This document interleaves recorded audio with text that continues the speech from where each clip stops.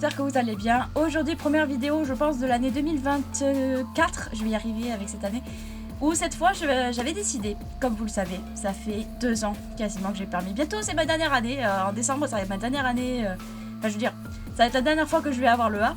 Et je me suis dit, pourquoi pas finir en quelque sorte cette période presque en beauté, parce qu'on est encore loin, pour vous parler de mes expériences au permis et mes expériences avec ma voiture. Car oui, vous le savez, j'ai eu mon permis le 13 décembre 2021, donc ouais, ça fait quasiment 3 ans, enfin ça fait 3 ans en clair que j'ai eu le permis. Et il s'en est passé des choses, avec ma voiture, avec mon permis, avec plein de choses. Enfin, mon permis pas spécialement, mais avec ma voiture en tout cas. Et je me suis dit pourquoi pas sensibiliser aussi les potentiels jeunes conducteurs qui vont arriver cette année en faisant une petite vidéo humoristique très sympa sur mes expériences de conduite. Ouais, j'ai eu cette idée. Donc c'est parti, let's go. Anecdote 1.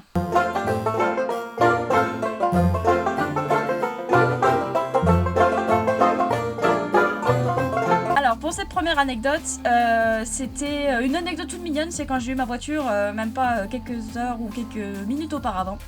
Donc j'arrive et tout, on me montre ma voiture et tout. Donc c'est une Twingo 2. Donc vous avez jamais vu ma voiture, mais c'est une Twingo 2. C'est une petite Renault que je pense plein de jeunes conducteurs ont déjà eu au moins une fois dans sa vie. Et donc du coup je m'initie à la première conduite, donc comme ça on regarde comment je conduisais et tout. Et puis je devais aller à un repas de famille et je devais amener mon frère avec moi. Alors mon frère vous l'avez jamais vu et je pense que vous le verrez pour le moment pas du tout parce que c'est très compliqué. Donc bref, je l'installe côté passager, tout se passe bien, tout le trajet, vraiment nickel hein, au départ, hein, nickel.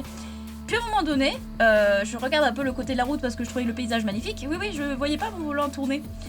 Et quand je sentais que ma voiture faisait un brrr, comme ça, vous voyez, quand vous sortez un peu de la route, ben, je voyais le fossé à côté, je fais ah oui, zut. Pas inquiète du tout, hein. Mais par contre, je peux vous dire, mon frère n'a plus jamais voulu conduire avec moi. Enfin, n'a plus jamais voulu monter avec moi en tout cas. Première anecdote toute mignonne, mais voilà. Première leçon, faites attention quand vous regardez devant. ne vous dispersez pas à côté, quoi. Deuxième anecdote.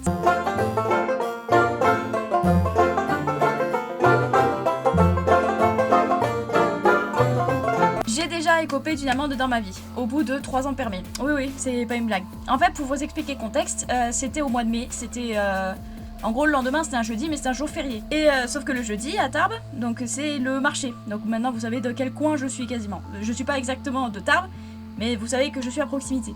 Bref, donc il y avait le marché et tout le jeudi et tout ça. Et vous savez que quand il y a le jour de marché, même la veille, si la veille tu pars avant minuit, une fois que t'as garé ta voiture, ça va. Mais par contre, si tu la laisses le jeudi matin, tu peux être sûr que tu peux te la faire enlever. Et donc bref, je faisais une soirée entre potes et tout se passait bien. Tout était nickel, tout était parfait dans le meilleur des mondes. Le lendemain matin, je décide de partir parce que bon ben voilà, fallait que je rentre chez moi, j'avais 1 heure de route pour y aller. Parce que c'est compliqué, mais bon vous avez compris, hein, quand t'as un parent qui habite sur Tarbes et l'autre qui habite ailleurs, t'as compris un peu l'idée. Bref, et donc du coup, je vais à la place Marcadieu, là où j'ai garé ma voiture. Et la place Marcadieu, c'est une grande place où en général, il y a effectivement le marché le jeudi. Et parfois, il y a la braderie le samedi. Et puis, je regarde le parking, tout vide. Tout vide. Il était même pas aux alentours... Non, en fait, je mens, c'est même pas le matin, c'était 2 heures de l'après-midi. Tout vide, quasiment. Je regarde tout le parking et tout. Et je trouve pas ma voiture. Je pense que vous avez compris le subterfuge. Et en fait, je venais me rendre compte que je me suis fait enlever la voiture par la fourrière. Ah, quel bonheur. Mais c'est pas tout. Parce qu'il m'en a fallu du temps pour réaliser. Au départ, j'ai cru que je me suis fait voler et tout. En plus, dans ma voiture, j'étais super inquiète parce que j'avais mon ordinateur portable. Donc je me suis dit, si c'est un vol, je suis foutue. Clairement, je suis foutue.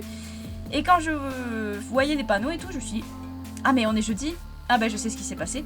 Donc je vais au commissariat et tout, enfin voilà, bonjour, j'aimerais retrouver ma voiture, est-ce que vous l'avez pas enlevée dans la nuit? Oui, madame, c'est quoi votre voiture? C'est une Renault Twingo 2 grise, vous voyez, une voiture de jeune conducteur quoi. Ah oui, on l'a enlevée à 6 h du matin. Bah alors madame, vous savez pas que c'est un parking à stationnement gênant et tout ça le jeudi matin? Première réprimande, donc bien sûr il a fallu que j'appelle à mes proches pour dire que ma voiture a été clairement enlevée par la fourrière et tout ça. Sauf que comme c'est un jour férié, et bien la fourrière était fermée, et la gendarmerie et tout ça était fermé. Donc il a fallu attendre clairement une journée presque entière pour, du coup le vendredi je pense, pour pouvoir la récupérer. Donc on y va le vendredi, donc on fait 1 heure de route encore une fois pour la récupérer. Je vais à la gendarmerie pour récupérer la voiture. Donc il explique l'auto de l'amende, 135 €. Oui, parce que comme elle a été mise en fourrière, c'était 135 € plus les quelques euros pour la mise en garde. Donc ça m'a coûté 170 € ou un truc comme ça. Bon, je vous assure que depuis ce jour, je fais très attention à où est-ce que je me gare, c'est promis. Et donc le gendarme, rebelote, qui me dit: bah alors madame, on savait pas que c'était jour de marché hier. Oh bah dis donc. Donc moi face au gendarme j'étais là: ah oui c'est vrai que c'était jour de marché, je suis trop bête. Oui parce que bien sûr tu pouvais pas être plus con dans ce genre de situation qu'à ce moment là. Donc je récupère ma voiture et tout, avec un gros soulagement, parce que vraiment quand tu as déjà l'idée de te dire que tu t'es sûrement fait voler ta voiture mais qu'en fait tu as été mise en fourrière, déjà t'es soulagé de te dire que ta voiture n'a pas été volée. Mais t'es quand même pas très soulagé de comprendre que t'as dû payer une amende pour stationnement gênant. Alors ça n'engendre pas les points sur mon permis, Dieu merci, mais ça a été quand même 135 € d'amende plus quelques amendes pour mise en fourrière pour une journée. Parce que oui, ils n'ont pas compté en demi-journée, comme je pensais, mais en une journée. Depuis, je fais très attention à où est-ce que je me gare, et d'ailleurs deuxième leçon pour les jeunes conducteurs, comme moi, parce que je suis toujours jeune conducteur mine de rien, faire attention à où est-ce que vous vous garez, même si c'est temporaire. Si comme moi vous avez voulu vous garer alors que vous avez complètement oublié que c'était le marché le lendemain, faites bien attention à lire les panneaux, c'est très très important.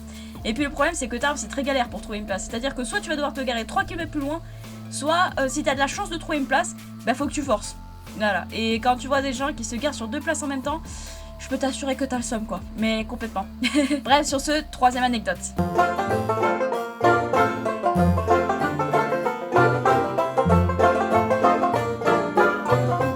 Le démarrage en côte. Alors ça c'est un truc en manœuvre que j'ai du mal. Alors quand c'est des petites côtes, j'y arrive, mais quand c'est des grosses côtes, j'y arrive plus. Ah franchement je panique. Cette anecdote est très récente parce qu'elle date de la semaine dernière. On faisait un repas entre amis avec une collègue et tout ça, vraiment un repas très sympa tu vois, avec les amis et tout ça. Et sauf que là où elle habite, donc elle a un immeuble et elle a un, comment ça s'appelle, un parking souterrain avec une pente comme ça. Enfin, j'exagère, mais à peu près comme ça là. Sauf que facile à descendre, tu vois. Alors pour remonter, c'est une autre histoire. Donc la première pente, ça se passait nickel parce qu'en fait, c'était sous. En fait, vous avez 2 étages au sous-sol. Et le premier sous-sol, facile à sortir. Le deuxième, oh là là. Et puis surtout que c'est pas droit la sortie. En fait, ça fait clairement un zigzag. C'est clairement. Vous imaginez la route, elle fait. En gros, vous imaginez que ça, c'est la route. Et en fait, elle fait ça, puis ça. Donc en fait, vous devez faire un zigzag pour sortir. Une vraie galère. Et donc du coup. Deuxième sortie, en plus on avait le portail devant, et il fallait pas que je me mette trop près, sinon le portail s'ouvre pas, ou alors il va me taper la bagnole. Bref, donc je me rends compte que j'étais trop loin, et je me suis dit, je vais faire un démarrage en côte. Oui, oui. Alors le démarrage en côte, clairement, comment ça s'est passé? Donc je mets le frein à main qui tient pas, parce que j'ai pas assez bien serré. Et puis, l'erreur que je faisais déjà à l'époque où j'étais en auto-école, clairement, je mettais l'embrayage au maximum afin que la voiture, t'as l'impression qu'elle soit enfoncée dans la route pour faire un démarrage rapide en côte, quoi. Et là, je me revoyais clairement mes leçons de conduite, où clairement, j'ai lâché l'embrayage trop vite pour appuyer sur l'accélérateur, et ma voiture cale. Donc du coup, je me revoyais cette leçon de conduite où j'ai dû clairement, tout simplement mettre le frein, sauf que comme je vous ai dit, je l'ai mal serré. Donc du coup, il tenait pas. Et clairement, je commence à paniquer. Et heureusement, j'avais mes amis derrière moi qui connaissaient bien cette sortie, qui m'ont dit si tu veux, on prend le relais sur la voiture. Et même eux, ils ont du mal parce qu'en fait, mon embrayage est très différent de la leur. C'est-à-dire que la mienne, elle est pas assez sensible comme la leur. Alors, sachant que leur voiture, c'est quand même un sacré modèle qui est neuf. Que moi, ma voiture, clairement, elle a 15 ans de vie au compteur. Donc du coup, c'est très différent en termes de. Et puis même, elle a déjà eu, mais je vous raconte après, un petit souci avec l'embrayage. Et la sortie, pour eux, nickel. Mais alors moi, je vous dis pas à quel point j'étais ultra paniquée. Clairement, j'avais peur de sortir de la bagnole après. Clairement, on m'avait dit les instructions. J'avais pas envie de sortir de la bagnole, clairement. Donc, franchement, pour ceux qui font des démarrages en côte, et je pense que c'est obligatoire quand vous passez le permis, enfin quand vous faites des leçons, écoutez bien ce qu'on vous dit et faites des démarrages nickel et surtout ne paniquez pas. Alors ça, c'est un truc, la panique, c'est quelque chose qui vraiment... peut te buter, peut te paralyser au moment où tu conduis, mais surtout la panique, faites très attention, ne paniquez pas au volant, c'est un truc, alors c'est très paradoxal ce que je dis parce que on a tous déjà paniqué au volant, mais alors en conduite, ne paniquez pas, ça c'est un truc, ça va vous bloquer l'esprit si vous paniquez. Bref, quatrième anecdote.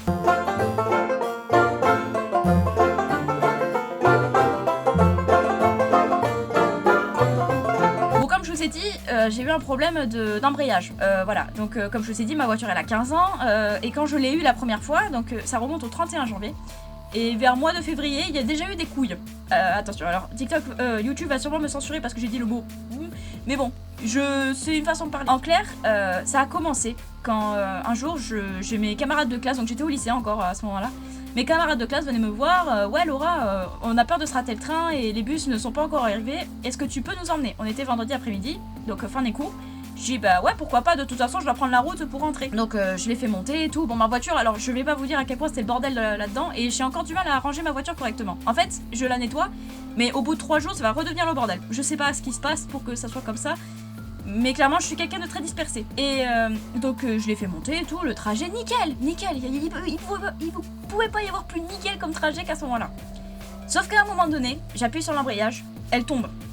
Clairement, vous savez, quand vous appuyez sur l'embrayage, j'ai une résistance. Que là, elle tombait complet. Et je ne pouvais plus appuyer sur l'embrayage et ma voiture, bah, bien évidemment, elle a fini par caler. Sauf qu'heureusement, on était à un feu rouge. Donc ça allait. Mais je ne pouvais plus passer les vitesses. Alors ça, c'était un truc, ça m'a traumatisé. Donc j'appuie sur l'embrayage pour essayer de passer les vitesses une fois, 2 fois. Et tellement que l'embrayage était souple, en fait, je pouvais pas passer les vitesses, clairement. Et il a fallu attendre 2 minutes dans la panique, encore une fois, pour pouvoir passer les vitesses calmement. Vous voyez le problème. Ma pote derrière qui commence à paniquer parce qu'elle a vu que je paniquais. Je lui fais non tout va bien, ça va s'arranger. Et mon pote qui est là, ça va? Oui. Et ça me posait tellement de questions et tout. Bon au final j'ai pu les emmener à la gare avec 5 minutes d'avance. Ouais je suis Daniel de taxi, y'a quoi? Et tranquillote quoi, ça s'est bien passé jusqu'au jour où, au mois de février. Donc cette anecdote que j'ai dit avant c'était quasiment début janvier. Donc dites-vous que ce problème a été engendré plusieurs fois avant ce jour-là en février. Février, donc du coup je conduis pour aller chercher une commande avant de rentrer chez moi. Donc c'est toujours un vendredi après-midi. Donc je finis le lycée, je prends ma voiture et puis même pas 100 mètres plus loin, j'étais à un rond-point. Donc pardon, à un giratoire. C'était pas un rond-point, c'était un giratoire. Et clairement, ma pédale d'embrayage qui ne répondait plus. Là c'est pas elle est bloquée pendant 2 minutes, elle ne répondait plus. Donc en rond-point, en giratoire, c'est très compliqué parce que tu sais que tu dois aller vite. Et clairement, je circulais en première vitesse. Donc je vous imagine pas l'état du moteur, comment il a dû bien souffler. Et m'arrêter sur un stationnement de bus. Parce que j'avais pas le choix, c'était le premier stationnement qui venait. Et que si je faisais quelques mètres plus loin, j'allais faire un accident. Donc je force comme un con à essayer de faire répondre l'embrayage. Ça ne marchait pas. Clairement, j'avais compris que l'embrayage était foutu. J'ai appelé ma mère. J'ai dit maman, tu peux m'aider? Ma voiture elle répond plus machin. Donc elle m'a donné le numéro de l'assurance, je leur explique voilà mon embrayage je crois qu'il est cassé, il répond plus. Je suis bloquée depuis 10 minutes. Donc clairement j'ai forcé pendant 5 minutes et pendant 5 minutes j'essayais de chercher le problème. Alors je me croyais comme une mécano experte à ouvrir le capot, à regarder le moteur alors que je n'y connais absolument rien. Je suis une grosse brêle en mécanique, ok? Ça n'a pas bougé depuis le code de la route. Donc j'appelle et tout, ma voiture ne veut plus avancer, l'embrayage est foutu, j'ai déjà eu des antécédents avec l'embrayage il y a quelques semaines et tout. D'accord, on vous envoie un dépannage. Et j'ai eu de la chance parce que j'ai un frais 0 km, c'est-à-dire qu'on peut me dépanner et je ne paye rien du tout pour le trajet. J'appelle en suivant mon père, je lui dis que je suis bloquée et que j'ai besoin qu'on me ramène parce que clairement j'ai un souci, la voiture n'avançait clairement pas en fait. Donc le dépanneur arrive, il me raccroche la voiture, tout se passait bien, je récupérais mes effets personnels bien sûr, donc la carte grise, je récupérais ma sacoche, je récupérais mes valises parce que oui j'étais en internat à l'époque du lycée. Donc je récupérais mes valises, je récupérais tout ce qui se passait. Mon père qui me voit avec la veste de sécurité, très important d'ailleurs, si vous êtes arrêté sur le côté de la route, mettez votre gilet de sécurité, c'est le mieux si vous voulez qu'on vous voit. Donc clairement, il me prenait en photo, ah regardez ma fille elle a... Non mais c'est pas une blague, c'est réel. Ah regardez ma fille elle a une veste. J'étais merci papa, ça fait plaisir. Je sais que t'essayes d'apporter de l'humour, tu vois, je comprends papa. Mais pas dans ce genre de situation. Clairement là je suis au bout du bout quoi, j'en avais marre, cette journée elle commençait déjà à me faire chier. Et Leclerc Auto qui m'appelle, parce que j'aurais laissé mon numéro. Leclerc Auto qui m'appelle. Bon, clairement, on va devoir vous remplacer tout le kit d'embrayage. Il est mort. 600 € la réparation. 600 balles. Je peux vous dire, ça fait mal au cul. Enfin, dit comme ça. Après, faut savoir que j'étais encore au lycée, donc c'est pas moi qui paye les réparations, mais je peux vous dire que ça fait quand même mal au cul, 600 balles de réparation. Et depuis, ma voiture, comme une voiture neuve. Vraiment nickel. J'ai plus de problème d'embrayage après. Mais non, après, les réparations qu'il y a eu dessus. Le kit d'embrayage, la pompe d'amorçage, parce que... Ah oui, faut que je vous en parle. La pompe d'amorçage. Alors, ce que c'est, clairement, c'est une pompe qui permet d'envoyer le gasoil au moteur. Donc, c'est une pièce quand même très importante si tu veux que ton moteur démarre. Et ça va faire la 4e anecdote, du coup. Et donc, un matin, en plein hiver, je démarre la voiture. Il fallait que je la démarre 2 fois, parce qu'elle ne démarrait pas. Du premier coup. Normalement, une voiture, ça démarre du premier coup, que là, elle démarrait 2 fois. Parce que le temps que ça chauffe et tout. Puis je regarde la pompe d'amorçage, je voyais des bulles d'air. Clairement, je voyais des bulles d'air et tout. Et surtout comment ça a été fixé. En fait la pompe elle était là, mais il y avait du scotch autour. clairement c'était un réparateur de Wish. Donc je me suis dit bah merde, bah du coup je vais pouvoir contacter un garage. Et au final la pompe d'amorçage ça n'a pas été plus cher en termes de réparation, mais par contre en termes de temps il m'a fallu je crois peut-être 2 heures sans voiture. Et je peux vous dire à chaque fois que je laisse ma voiture au garage pendant 2 heures ou 1 heure, elle me manque trop. Voilà, ça me manque trop d'avoir ma voiture et donc du coup je suis là, mon bébé est en train de se faire soigner. Mais au final ce problème de pompe d'amorçage a été réglé. Sauf que, en fait, ça faisait longtemps aussi qu'il y avait ce problème. Et il existait déjà avant qu'on obtienne la voiture. Donc, on se disait s'il n'y a pas eu un petit souci. Mais au final, ça a été une petite réparation et qui m'a beaucoup aidé. Maintenant, elle démarre du premier coup, nickel. Mais la pompe d'amorçage, pendant longtemps, j'ignorais complètement ce problème. En fait, on me l'a montré et j'ignorais complètement ce problème. Et depuis, bah, nickel. Franchement, nickel. Il y a eu plein de réparations sur la voiture, mais au moins, aujourd'hui, elle est dans un très bon état. Donc surtout, pensez, alors je le faisais pas avant, et c'est pour ça, c'est un conseil que je vous donne. Pensez à checker votre voiture. Pensez à vérifier l'huile moteur au moins tous les mois, une fois par mois, pas plus, parce que sinon c'est un peu chiant. Pensez à vérifier l'huile moteur, pensez à vérifier si votre voiture est nickel, quitte à faire un tour ou à prendre plusieurs temps. Vérifiez votre voiture, c'est très important, parce que si vous voulez vraiment la maintenir longtemps en vie, pensez à faire des petits contrôles de temps en temps, ça peut être vraiment très pratique. Et on va passer sur la dernière anecdote qui je pense va être pas mal, clairement.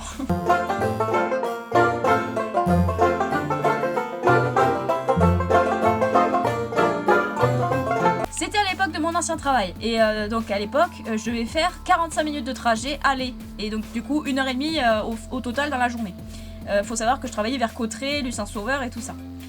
Et un jour, parce que bien sûr j'étais très naïve par rapport à l'essence, je ne le faisais pas souvent, alors que pourtant en faisant des trajets 1h30 par jour, tu peux être sûr que pour une petite voiture qui a une petite capacité d'essence comme la mienne, oh, tu peux facilement en mettre de l'essence tous les 3 jours. Sauf qu'un jour je laissais traîner un jour de plus. Je vais monter à Lucin-Sauveur. C'était mes premiers temps où je bossais dans cette boîte.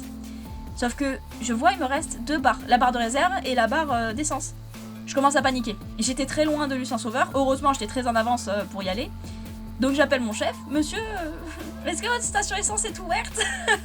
Clairement, heureusement, il m'a aidé. Et ah non, mais la merde. Alors déjà, pour monter à Cauterets, c'est une grosse galère en termes de route. Parce que vous savez, Cauterets, c'est montagne. Donc qui dit montagne, dit route de montagne. Qui dit route de montagne, dit énormément de virages. Ça n'a s'arrêté jamais. Je me suis dit, mais il n'y aura pas une seule route où ce sera lisse, où il n'y aura pas de virage. Donc je monte et tout. Et bien vous savez, c'est une petite montée tranquille. Mais dès que tu arrives pile dans les portes de Cauterets, et là, t'as une montée comme ça, avec des virages hyper serrés, et tu dois faire ça 3 ou 4 fois. Je me suis dit, soit je vais tomber en panne d'essence avant, soit je vais mourir. Parce que c'est la première fois que je prenais la route pour Cauterets, concrètement. Et je mets de l'essence et tout. Mais si vous imaginez... En fait, c'est court comme anecdote, mais vous n'imaginez pas à quel point c'est une grosse panique quand vous voyez qu'il vous reste une barre orange d'essence. C'est vraiment une énorme panique parce que vous avez peur que soit vous tombez en barre de réserve et là c'est chaud parce qu'il faut vraiment trouver de l'essence plus vite, soit clairement vous avez peur de tomber en panne. Et d'ailleurs en parlant de cette route, alors petite anecdote en plus, bien que j'ai dit que celle-là était la dernière, c'était l'hiver l'année dernière, donc un gros hiver, un très très gros hiver. Et ce qu'il y a c'est que quand on vous dit en montagne de vous équiper avec des chaînes ou des pneus d'hiver parce qu'il le faut, et ben je l'ai pas fait. Voilà, donc clairement je parle clairement d'une infraction parce que ou d'une contravention à la rigueur. C'est pas une infraction mais c'est plus une contravention parce que si je me faisais contrôler et que j'avais pas les chaînes sur moi, je peux vous assurer que je me serais pris une sacrée douille. Donc j'ai eu de la chance et je suis pas forcément fière. Bref, donc c'était une journée où ça avait pas mal neigé. Et comme je vous ai dit, à l'époque je travaillais à Cauterets, Lucin-Sauveur, enfin dans les montagnes des Pays Toy. Et à ce moment-là je travaillais à Cauterets. Et donc du coup je prenais la route et tout. Et puis on va dire qu'en termes de neige, oh, t'avais une sacrée épaisseur de neige sur les côtés de la route. Et puis moi, qu'est-ce que je me dis? Oh, j'ai des pneus 4 saisons, qui dit 4 saisons dit hiver. Donc je me suis dit, bah c'est bon, je vais y aller. Quelle naïveté. Clairement, j'avais de la chance que les autres voitures étaient comme moi, parce qu'aucun n'avait des pneus hiver aussi. Je le voyais après m'être enfin garé à côté du téléphérique. Clairement. Et au dernier virage, je ne rigole pas, au dernier virage, auto-tamponneuse. Clairement, je glissais comme dans les auto-tamponneuses et j'ai eu de la chance de m'être rattrapée tout doux. Mais par contre, je me suis dit, je vais circuler en première parce que là, clairement, la montée déjà, elle est très raide. Avec de la neige, je vous dis pas à quel point c'est une grosse galère, mais ma voiture, elle a glissé. Clairement, elle a glissé, donc je sais ce que ça fait que de glisser dans la neige, avec le verglas, avec tout ça. Donc ça a été un risque débile, ce que j'ai pris, clairement, c'était un risque débile. Mais c'est pas fini. Donc la journée se déroule et tout. Alors j'ai eu grosse peur dans le ventre en arrivant au magasin et ma collègue l'a vu que j'étais très très apeurée. Le soir on quitte la boutique, donc aux alentours de 20h à peu près. Donc 20h, donc 20h45 j'étais chez moi quoi. Et là, alors la descente, encore plus casse-couille. Alors encore heureux qu'il a fait beau quand même dans la journée pour que la neige puisse fondre. Mais alors, dites-vous que ce soir-là, et ce n'est pas une blague, je sais pas si peut-être c'est passé aux infos ou si c'est passé dans les journaux régionaux, mais clairement, il y avait une lignée de flics, une lignée de policiers, excusez-moi, qui se tenaient sur un des bordures de la route et ouvraient qu'une seule accès à la route. Et en gros, ils faisaient des échanges. Par exemple, ils étaient du côté près de la falaise et ils faisaient circuler les voitures, vous savez, comme un feu rouge quoi, un coup vert dans un côté, un coup vert dans l'autre côté. Et là, j'ai eu la brillante idée, parce qu'en fait, il y a une voiture garée en plein milieu. Et je crois que c'est une voiture de gendarme, mais je suis pas sûre. Et j'ai eu la brillante idée de me foutre encore plus vers le côté de la falaise. Et je vois ma voiture glisser. Le gendarme qui me dit ne paniquez pas, avancez doucement. Donc j'avance doucement et tout, mais paniquer, hein, bien sûr. Quand tu vois la falaise à côté, le gave, t'as un peu peur de te foutre dedans, quoi, surtout en plein hiver, et surtout avec une hauteur quand même énorme. Donc bref, le gendarme qui m'indique que je peux y aller et tout, parce qu'il voyait que j'étais dans l'urgence, là, clairement, si ça continue, ma voiture, elle pouvait glisser jusqu'à plus loin.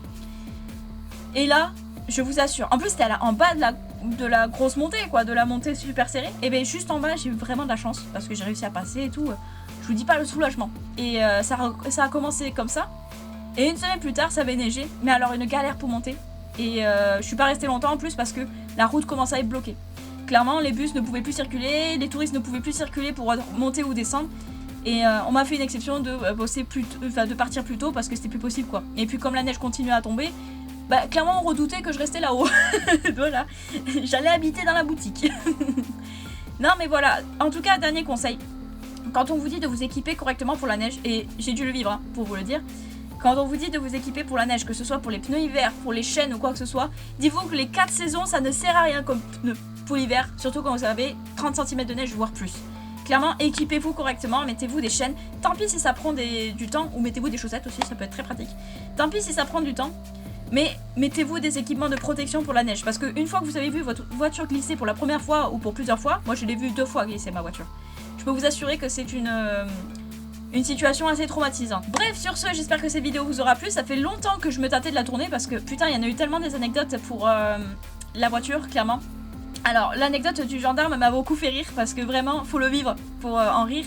Mais en tout cas, sachez que depuis, je fais très attention à ma conduite. Clairement, bon, j'avoue, je fais un peu le con des fois. Mais voilà, sachez qu'une fois que vous avez le permis, il faut faire très attention. Très attention. Vous savez que les points et les contraventions peuvent arriver très vite. Alors ne faites pas les idiots, ne dépassez pas les limites de vitesse. En hiver, équipez-vous bien. Voilà, ne faites pas comme moi à faire la têtue, à circuler avec des 4 saisons. Et surtout, continuez à conduire pour kiffer. Parce que moi, clairement, je me rappelle que la première question qu'on m'a posée avant de commencer à conduire, c'est est-ce que tu conduis par nécessité ou par plaisir ? Et aujourd'hui, si on m'aurait reposé la question, c'est très souvent et surtout par plaisir. Hey yo tout le monde, c'est les rookies du montage. Juste pour dire que du coup ma caméra a dit fuck au moment où je disais la phrase de fin, donc finalement ça a coupé au bon moment. Donc du coup tout simplement pour vous dire que si cette vidéo vous aura plu, n'hésitez pas à vous abonner. Bien sûr, ça me ferait plaisir. N'hésitez pas à mettre un j'aime, n'hésitez pas à commenter la vidéo pour me parler de vos expériences de conduite parce que moi j'en ai dit beaucoup de mon côté. Et sur ce, je vous dis à la prochaine. Peace.